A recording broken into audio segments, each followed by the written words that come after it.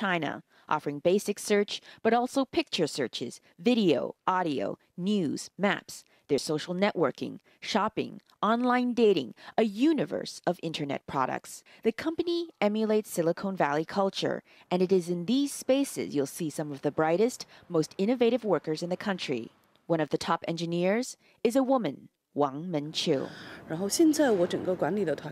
I'm in charge of the major search services and developments. The latest technology we're working on is a parallel to cloud computing called frame computing, meant to be an internet-based platform to process information to provide a faster experience for the user.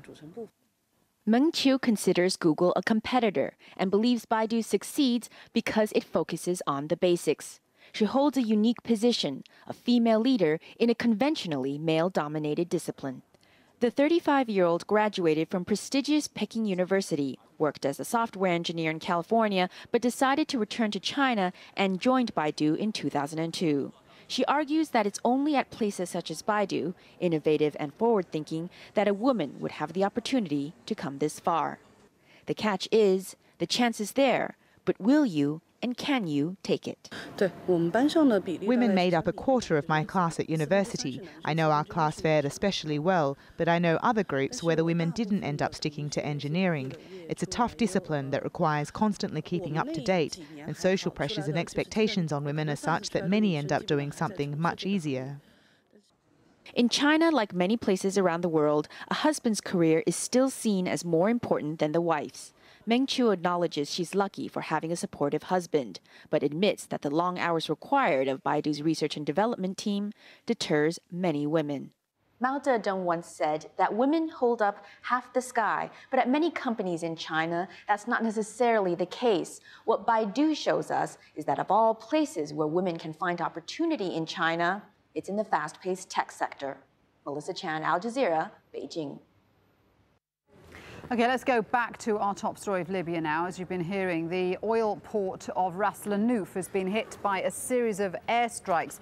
Let's speak to Khalid, who joins us on the line from there. Khalid, we're hearing that there's been aerial attacks a short time ago. Tell us about those.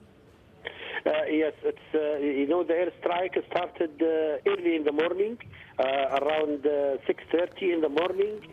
Two airplanes, they bombed randomly and they gone. Now, since 45 minutes ago, at least 6 airstrikes in the borders of Ras Lanuf, and two bombs actually frighten us too much, because it was just around 50 to 60 meters away from a chemical plant. Now, so we can see two airplanes are in the sky. They are moving above us, and we don't know what time they will strike us again. Revolutionists are very brave. They are not afraid, but they are taking their places behind some hills and some anti-plane missiles. We are trying they're trying to shoot their planes in the sky, and a very big battle now is very big fighting now in Bin Jawad. Since 2 hours ago started. Gaddafi troops, they attack Bin Jawad, and the revolutionists are trying to send them back to Al-Wadi Al-Ahmar. Gaddafi now is playing in the injury time, because he knows that from now at any time, maybe no flying zone will take place at any time from now. And he knows very quickly, Khalid, where are you and what are you doing? What are the rebels doing in Ras Lanuf? I am in the back line in Ras Lanuf, because I am responsible for the catering for our troops. So I am aware about everything, and all the information is collected. I am there, is collected and given to me, because no many people you find can speak English in the area, and I'm in connect with the media, and I can tell you that this man. Sorry. Khalid, we're going to have to leave it there. Thank you very much indeed for speaking with us. Khalid speaking to us from Ras Al-Nouf, which is seeing fresh airstrikes, he says, by Gaddafi's forces. There'll be more developments at the top of the hour.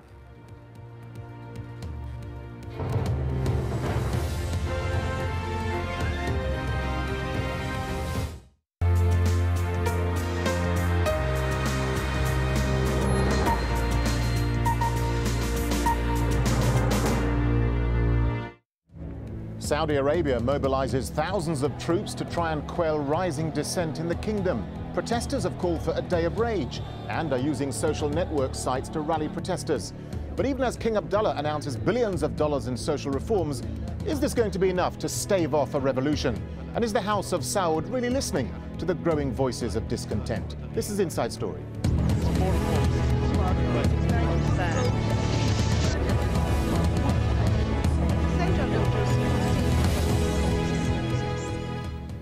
Hello and welcome to the programme. I'm Darren Jordan. Saudi Arabia is drafting thousands of security personnel in an attempt to crush growing revolt in the kingdom.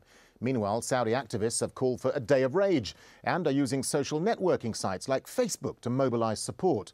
Although it's difficult to estimate how many Saudis could take part in protests, there are three main population centres in the vast Arabian Peninsula state where demonstrations could emerge.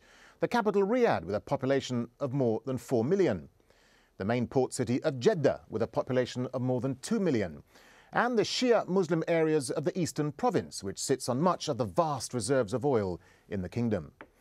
So let's take a look at some of the main demands of the protesters. They're calling for political reform. They want the Consultative Council to be elected rather than appointed. Setting up a constitutional monarchy, a demand that led to the arrest of activists in 2003 and 2004. And they want political prisoners, mainly Shias, to be released. And the Shia minority want equal social and political rights. Well, in an attempt to avoid unrest, King Abdullah unveiled a massive social welfare package worth billions of dollars. But many critics see this as bribery, a way perhaps to buy people's silence. So what exactly is the king offering? Well, the package includes $37 billion worth of extra benefits, targeting education and job creation. He's given all state employees a 15% pay rise. And there'll be an increase in the cash available for Saudi housing loans. Well, for more on this, I'm joined by our guests from London, AlJazeera Al-Khamis, a campaigner for Saudi Human Rights Centre. Also from London, Mai Yamani, author of a book, Changed Identities, the challenge of the new generation in Saudi Arabia. And joining us on the phone from Jeddah, Khalid Al-Maina, editor-in-chief of the English language Daily Arab News. Welcome to the programme. Mai Yamani in London, let me start with you, if I may. This is Saudi Arabia's worst nightmare, isn't it? I mean, the arrival of the new Arab awakening, as they're calling it, an insurrection in the kingdom. How worried is the House of Saud about the unrest across the region and right on its doorstep? The wave of revolutions that has come in the region, and since the awakening in Tunis at the beginning of this year, obviously has shaken the Al Saud rulers to the core, because they